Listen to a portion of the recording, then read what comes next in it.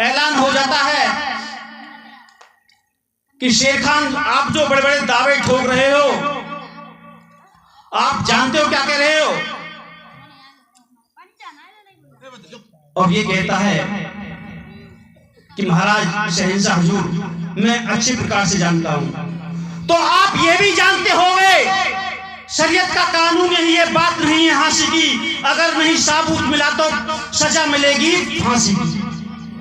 अगर आप साबूत नहीं ला पाए, कोई साबूत नहीं दिखा पाए हमें रानी किरणमयी के विपरीत, तो आपको फांसी की सजा दी जाएगी। ये कहता है महाराज मुझे मंजूर है,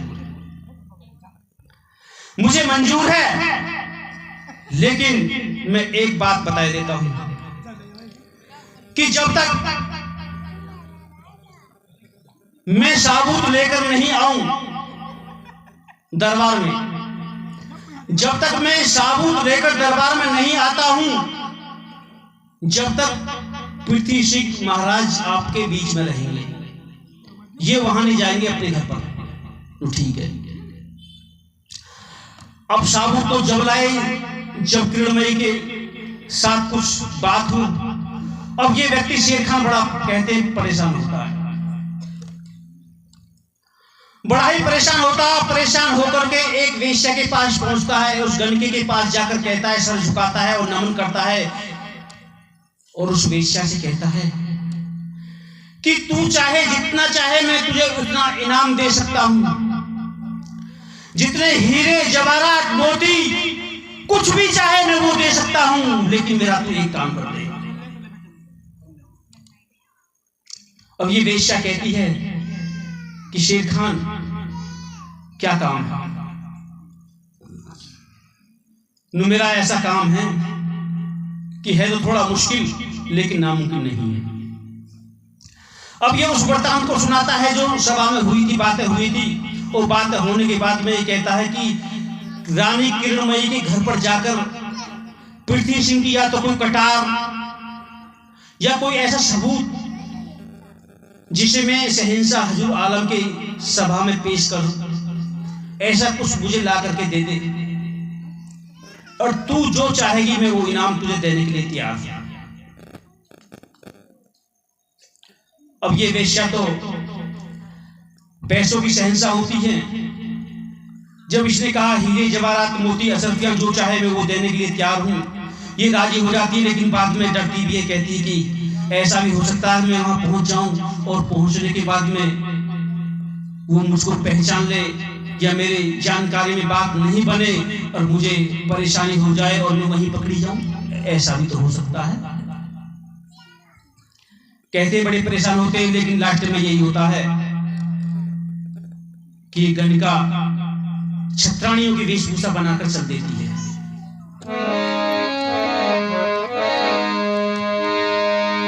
और क्या कहती है इस पठान से?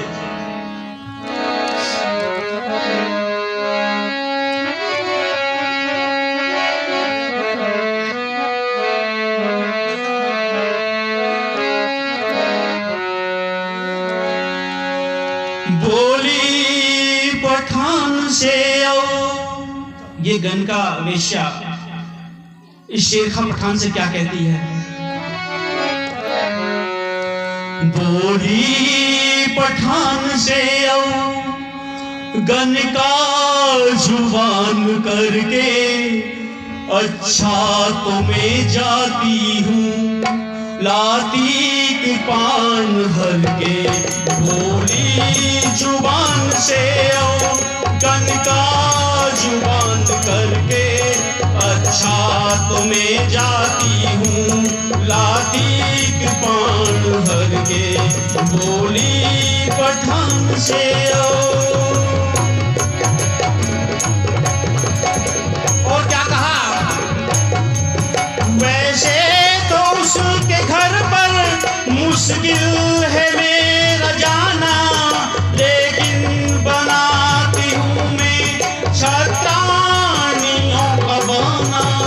वैसे तो उसके घर पर मुश्किल है मेरा जाना, लेकिन बनाती हूँ मैं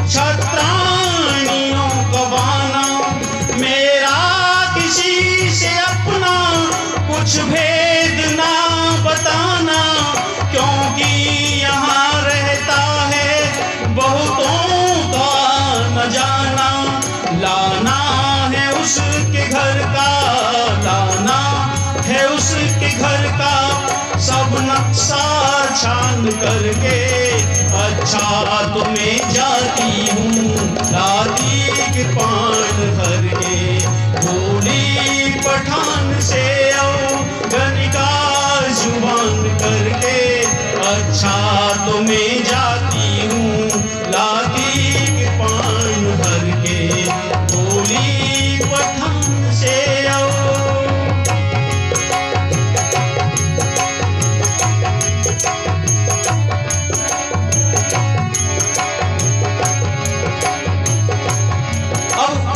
वेशभूषा छत्रारियों की तरह बनाती है और वो क्या करती है वेश्या। शाई लगाई उसने बिंदी लगाई उसने होठों पे रच कर लाली चुटिया सजाई उसने।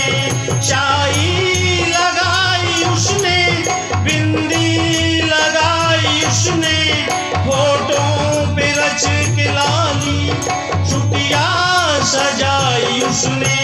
कानों में झुमकी डाली सूरत बनाई उसने। पैरों में पहनी पायल सिमरत रचाई उसने। डोली मंगाई उसने डोली मंगाई उसने। बैठी थी मान भर के अच्छा तो मैं जाती हूँ लाती के पान भर के।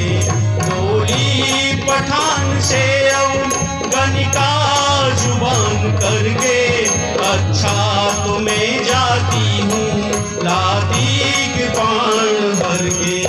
बोली पठान से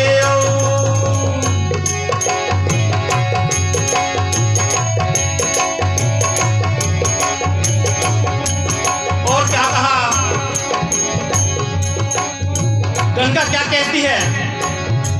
लालच में फंस कर गंगा बोली थी शेर खां से शायद ही जिंदी आऊं मैं लौट कर वहां से। लालच में फंस कर गंगा बोली थी शेर खां से शायद ही जिंदी आऊं मैं लौट कर वहां से।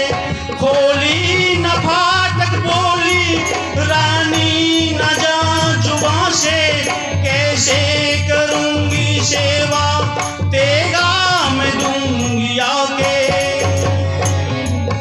आके बताऊं हालत आके बताऊं हालत बांदी से जान करके अच्छा तो मैं जाती हूँ लाती के पान भर के। बोली पठान से गनिका जुबान करके अच्छा तो मैं जाती हूँ लाती के पान भर के। बोली पठान से बैठी थी पालकी में धीरे से निकली घर से सज धज कर चल पड़ी थी बांधा था ताज सर से। हिम्मत ना बंध रही थी उस वेश्या की डर से। गुरु कड़क देव लिखते इतिहास अपने कर से। आके बताऊं हालत आके बताऊं हालत बांदी से जान करके अच्छा तो मैं जाती हूँ लाती के पान भर के। बोली पठान से गनिका जुबान करके अच्छा तो मैं जाती हूँ लाती भर के लाती के पान भर के। कहते हैं ये गनिका बड़ी परेशान होती है क्योंकि किरणमयी रानी के यहाँ का जो काम दिया था ये कोई छोटा मोटा कार्य नहीं था। उसने कहा था कि मैं जा तो रही हूं लेकिन जाने के बाद में ऐसा भी हो सकता है कि मैं वहां पकड़ी जाऊं और पकड़े जाने के बाद में मेरे साथ समस्या आ जाए और मैं जिंदा लौट कर लाऊं। शेर खान कहता है, उसका उत्साह बढ़ाता है कि ऐसा तो कदापि हो ही नहीं सकता, आपको जाना है और मैं आपका इंतजार करूंगा।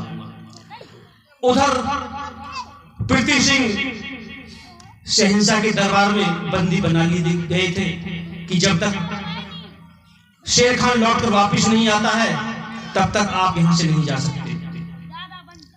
अब ये गणिका वहां पहुंचती है और गणिका वहां पहुंचने के बाद में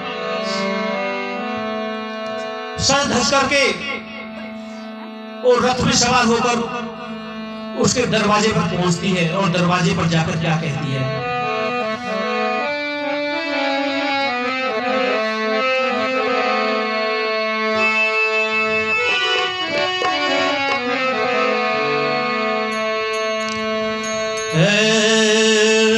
बेटी फाटक खोल रही तू अंगना में डोल,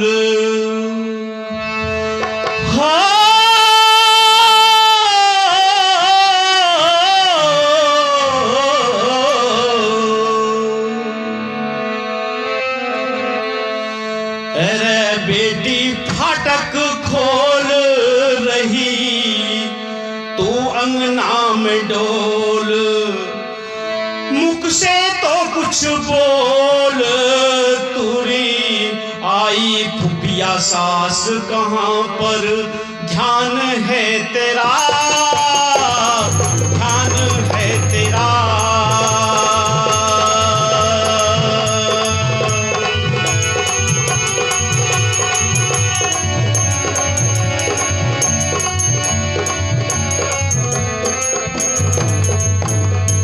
और क्या कहा, किरणमयी कहती है फाटक खोलने के बाद में, ना मैंने शादी में देखी जो होती पहचान, ना मैंने शादी में देखी जो होती पहचान, अब से पहले कभी बुआ जी ना देखी है शान, अब से पहले कभी बुआ जी ना देखी है शान, मान कर तुमको फुफिया सास आपका करती मैं विश्वास,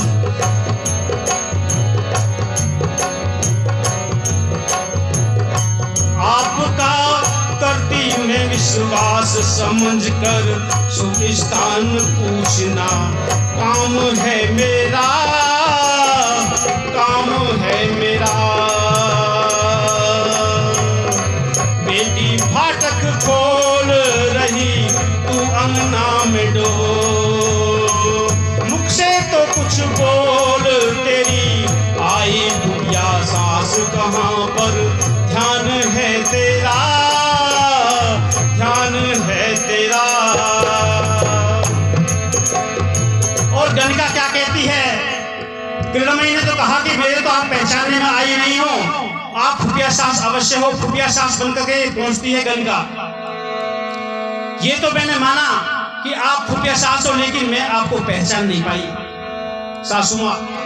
और गणिका जब क्या कहती है, ना मैंने शादी में देखी जो होती पहचान, ना मैंने शादी में देखी बेटी डामाडोल, पृथ्वी सिंह मेरा सगा भतीजा साची रही वो, पृथ्वी सिंह मेरा सगा भतीजा साची रही वो, खोल कर बतलाती हूँ हाल उदयपुर है मेरी ससुराल,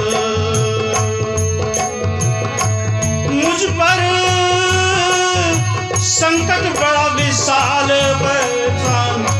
बसंती नाम है मेरा, नाम है मेरा। बेटी फाटक खोल रही तू अंगना में डोल, मुख से तो कुछ बोल, तेरी आई फुफिया सास कहाँ पर ध्यान है तेरा, ध्यान है तेरा। ये फुफिया सास बनकर के रानी के दरबार में पहुंच जाती है और कहती है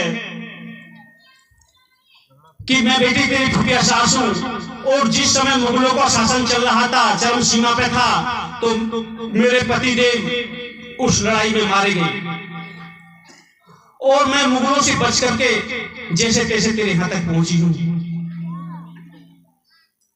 अब ये कहते हैं, रानी उसको वहां ठहरने की अनुमति दे देती है और रहते रहते काफी दिन हो जाते हैं। जब काफी दिन हो जाते हैं तो एक दिन वो बात उगल ही देती है जो शेर खान ने कहकर भेजी थी। शेर खान ने कहकर भेजी थी उस बात को उगल ही देती है और कहती है कि हे किरणमयी, मुझे काफी समय हो गया तेरे यहां रहते रहते, आज एक काम करते हैं क्या कि हमने काफी दिनों तक साथ साथ खाना खाया है, वो तो है, लेकिन कभी साथ साथ स्नान नहीं किया। मैं चाहती हूं कि हम दोनों एक साथ स्नान करेंगे। अब ऐसी बात को सुनकर के रानी किरणमयी बड़ी आश्चर्य करती है और कहती है कि ये क्या कह रही हूं मां, सासू मां होकर के ऐसी बात आपको शोभा देती है? पतिव्रता नारी सिर्फ अकेला स्नान करना पसंद करती है, ये आपने कौन सी बात कह दी? और उसने कहा कि साथ साथ तो स्नान करेंगे ही, लेकिन स्नान भी बिना वस्त्रों के करेंगे, ताकि कुछ साबुत उसको ऐसा मिल जाए शेर खान के लिए, जिस साबुत को ले जा करके वो शेर खान को बता दे। अब ये किरणमयी रानी इससे क्या कहती है, जरा ध्यान दीजिए।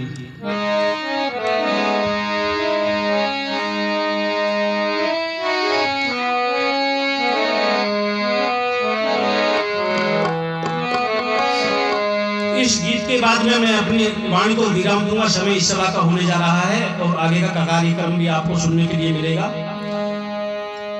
तो इस गीत को सुनिए जरा। रानी जो बुआ बनकर गई थी वो गणिका के लिए क्या बोलती है, क्या कहती है? सुनो बुआ जी, महारानी कहने लगी, सुनो बुआ जी बात, महारानी कहने लगी, सुनो बुआ जी बात, नगन कभी ना नहा सकूं पर स्त्री के साथ, मैं नगन नहीं नहा सकती। और क्या कहा? सुनो बुआ जी नंगी नहाना, सुनो बुआ जी नंगी नहाना, काम बुराई का ये सामाजिक दोष कहा सरेआम लुगाई का, ये सामाजिक दोष कहा सरेआम लुगाई का। सुनो बुआ जी नंगी नहाना, काम बुराई का ये सामाजिक दोष कहा सरेआम लुगाई का, ये सामाजिक दोष कहा सरेआम लुगाई का। क्या कहा?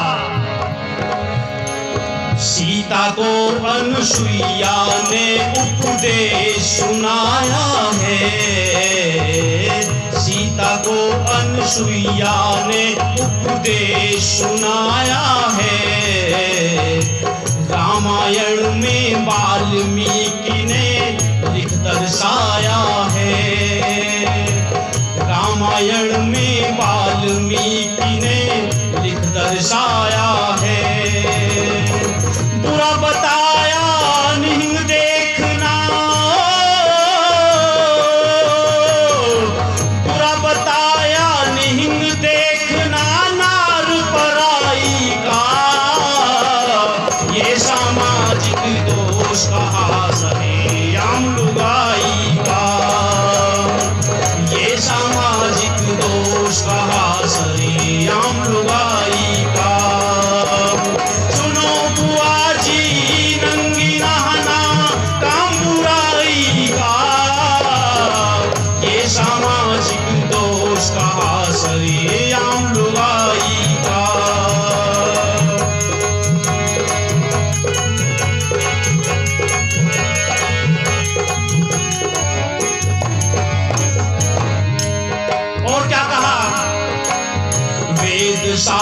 शास्त्रों में ऋषियों की लिखी हुई गाथा, वेद शास्त्रों में ऋषियों की लिखी हुई गाथा, मनु विदुर चाणक्य नीति में लिखा यही पाता, मनु विदुर चाणक्य नीति में लिखा यही पाता।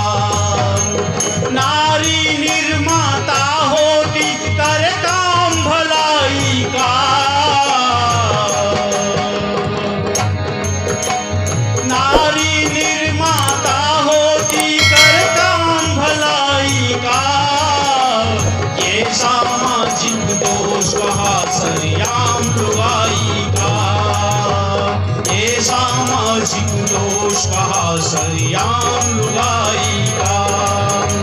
सुनो बुआ जी नंगी नहाना काम बुराई का, ये सामाजिक दोष कहा सरेआम।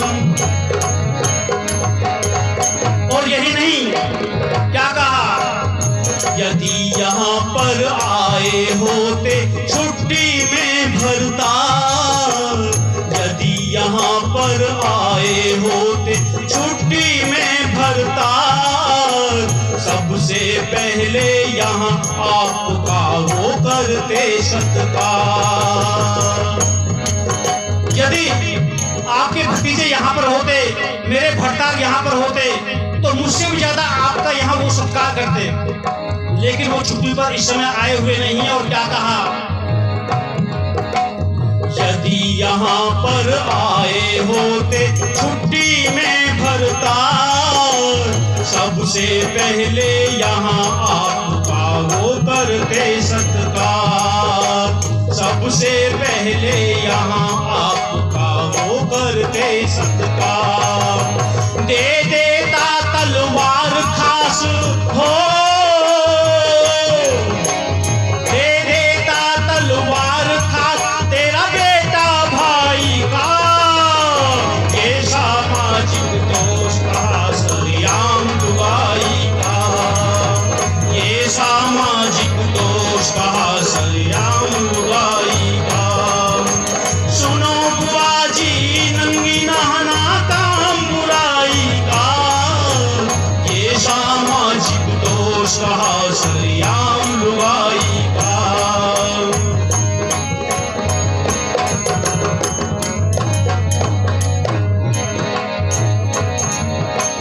कुछ दिन ठहरो यहाँ बुआ जी, मानो तुम कहना, तुमको पहना कर भेजूंगी सोने का गहना। कहती है अगर ऐसी ही बात है, आपको कुछ चाहिए तो कुछ दिन और ठहरो। और क्या कहा, कुछ दिन ठहरो यहाँ बुआ जी, मानो तुम कहना, तुमको पहना कर भेजूंगी सोने का गहना। कड़क देव का सुन लेना, रवि देव का सुन लेना प्रोग्राम विदाई का, ये सामाजिक दोष कहा सरेआम लुगाई का, ये सामाजिक दोष कहा सरेआम लुगाई का। सुनो बुआ जी नंगी नहाना काम बुराई का, ये सामाजिक दोष कहा सरेआम लुगाई का, ये सामाजिक दोष कहा सरेआम लुगाई का। ये सामाजिक दोष कहा। कहती है बुआ जी तो सामाजिकता के बाहर बात है, ये सामाजिक दोष होता है, तुमने जो ऐसी बात की है ये आपको शोभनीय नहीं है। अगर आपको कोई सामान चाहिए, हीरा मोती जवाहरात सोना चांदी कुछ भी चाहिए, या तलवार भी चाहिए, कृपाण चाहिए, तो मैं दे सकती हूँ, लेकिन ये अच्छा रहेगा कि मेरे भरताल यहाँ आए हुए होते और उनके माध्यम से आप कृपाण मांगती तो काफी बात अच्छी लगती। लेकिन ये बात आपको शोभनीय नहीं है, जो बात आप यहाँ कर रही हो ये आपको बात शोभा नहीं देती, इसलिए मैं कृपाण आपको नहीं दे सकती। सज्जनों, इतिहास तो ये काफी और लंबा है और इस सभा का मेरा समय पूर्ण हो चुका है। मैं अपनी वाणी को विराम देता हूँ।